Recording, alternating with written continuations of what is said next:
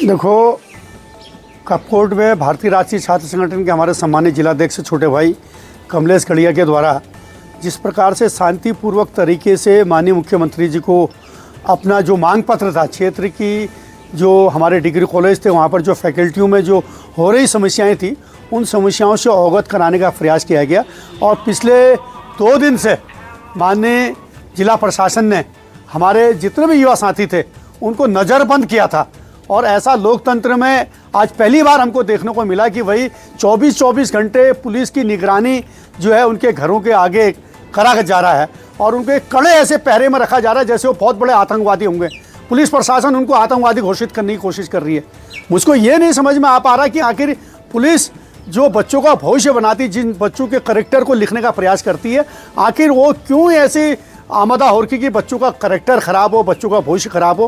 क्या जनपद बागेश्वर के पुलिस प्रशासन ने कभी स्मैक के आरोपियों को पकड़ने का प्रयास करा? कभी स्मैक बेच रहे लोगों को धरपकड़ करने की कोशिश करी कि कितना बड़ा सिंडिकेट इस बागेश्वर में चल रहा? या कभी चरस माफियाओं को पकड़ने की कोशिश करी? कभी जो लोग इतने बड़े लोगों को यहाँ पर ठगने का प्रयास कर रहे हैं, क्या पुलिस प्रशासन ने कभी ऐसे बड़े लोगों पर हाथ डालने की कोशिश करी? आखिर गरीब छात्र अगर अपनी आवाज़ को उठाकर मुख्यमंत्री जी के सामने जा रहा है तो उसको ऐसा रिजल्ट मिल रहा है कि उसको जो है थाने में बैठा दिया जा रहा है, 24-24 घंटे थाने के अंदर बैठाने का प्रयास करा जा रहा है। इसकी हम निंदा करते हैं। पुलिस प्रशासन को भी सोचना चाहिए कि भविष्य में ऐसी कोई पुनरावृत्ति ना हो, क्योंकि जिला प्रशासन की और पुलिस प्रशासन की इतनी हठधर्मिता इस जनपद बागेश्वर में बढ़ गई। आखिर मेरे को ये समझ में नहीं आता कि भैया आखिर ये सरकार भी तो बदलेगी, आगे आने वाली सरकारें भी तो होंगी, दूसरी सरकारें भी तो बनेंगी।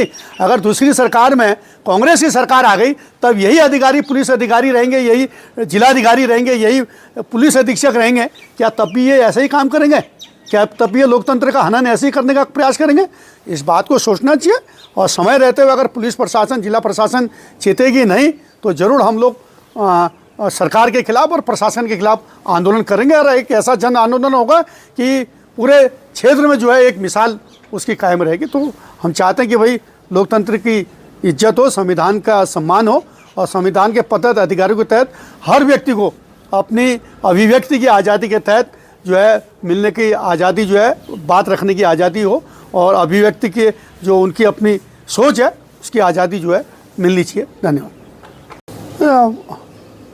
माननीय मुख्यमंत्री जी का, पुष्कर सिंह धामी जी का जो जनपद बागेश्वर का जो भ्रमण था, चाहे गरुड़ हो, बागेश्वर हो, कपकोट हो, ये तीनों जगह जो है एक निराशाजनक संदेश मुख्यमंत्री जी के द्वारा दिया गया।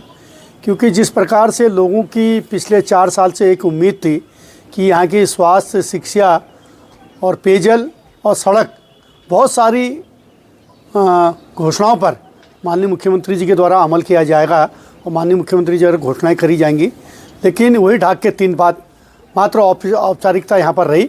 और तो और जो भी हमारे यहाँ के लोकतंत्र के चौथे स्तंभ थे पत्रकारगण, उनको भी जो है माननीय मुख्यमंत्री से रूबरू होने का अवसर नहीं दिया गया। और बहुत अति यहाँ पर हो गई है कि पिछले 3 महीने पहले जो स्वयं सहायता समूह या जो भी SHG ग्रुप थे, सेल्फ हेल्प ग्रुप थे, उनको जो चेक कोऑपरेटिव बैंक या दूसरे बैंकों के द्वारा बांटे गए थे, उनको कल मुख्यमंत्री जी के जो कार्यकर्ता थे और जो विभागीय अधिकारी थे उनके द्वारा जबरन जो है कपकोट में बुलाकर जो एक डमी चेक दिया गया। ये बहुत खेद का विषय है कि ऐसी जो वाहवाही लूटने का काम इस डबल इंजन की सरकार के द्वारा यहाँ पर किया जा रहा है। हम इसकी निंदा करते हैं। और जिस प्रकार से लोकतंत्र का हनन अपने अधिकारों के प्रति छात्र सड़क पर उतरकर अपने अधिकारों के लिए मांग कर रहा है और उनको पुलिस के लाठी डंडों से थाने में बंद कर दिया जा रहा है, उनको मिलने नहीं दिया जा रहा, ये कहीं ना कहीं एक बहुत निराशाजनक संदेश माननीय मुख्यमंत्री जी का जनपद बागेश्वर भ्रमण का दिया गया। तो हम चाहते हैं कि भैया जो उम्मीद मुख्यमंत्री से थी, जो पिछले जब पहली बार मुख्यमंत्री जी मुख्यमंत्री बनने के बाद कपकोट में आए थे, उन्होंने 25 गांव जो मल्ला दानपुर का क्षेत्र था, उन गांव के ग्राम प्रधानों को बुला कर कहा था कि भाई मैं आने वाले समय में इस क्षेत्र को पिछड़ा क्षेत्र घोषित करूंगा। और आज 5 साल मुख्यमंत्री जी का कार्यकाल हो चुका है, उसके बावजूद भी मुख्यमंत्री जी ने कपकोट को पिछड़ा क्षेत्र घोषित नहीं करा, जिसकी वजह से स्थानीय जनता में बहुत बड़ा आक्रोश है।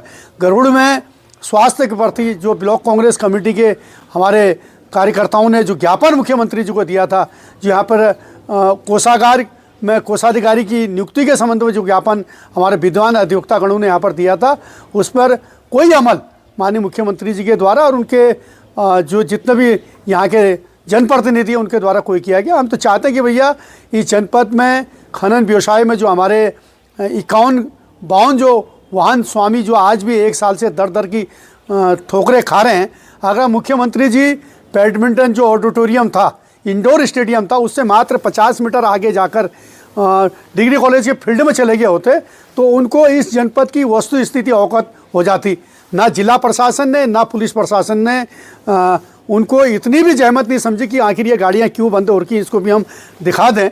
मात्र जो है नदी में खाली सरयू माँ का गंगा जल आचमन करके वो सीधे अपने पदयात्रा में निकल गए।